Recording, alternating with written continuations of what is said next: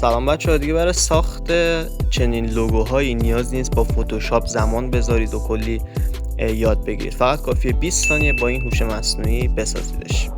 وارد گوگلتون میشید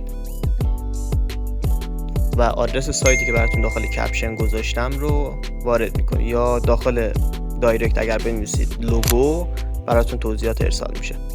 داخل این سایت از این قسمت توضیحات باید توضیحاتی که بهتون دادم رو با اسم خودتون وارد کنید. این توضیحاتیه که پرامپتیه که من براتون نوشتم که کپی میکنید، فقط جای اسمی که من اسم خودم رو نوشتم اسم خودتون، برندتون، لوگوتون یا هر کسی که میخواد براش لوگو بزنید رو وارد میکنید.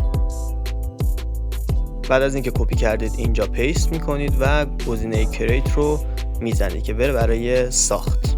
چند ثانیه زمان میبره تا ساخته شه. میبینید که چه لوگوهای جذاب و زیبایی برامون زد.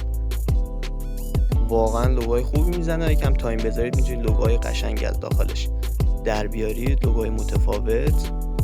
و من آخر این پرامپت توضیحاتی که براتون گذاشتم نوشتم وایت بک‌گراند، یعنی بک‌گراند سفید. شما میتونید هر رنگ بک‌گراندی که میخواید اینجا اضافه کنید، مثلا بلک بنویسید با بک‌گراند مشکی بگیرید یا هر رنگی که دلتون میخواد.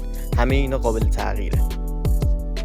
الان با بک‌گراند مشکی زدیم، میبینید که با بک‌گراند مشکی برامون لوگو ساخت. سایت کاملا رایگانه، فقط کافیه که داخل دایرکت بنویسید لوگو براتون توضیحات ارسال بشه. داخل کپشن هم براتون میذارم.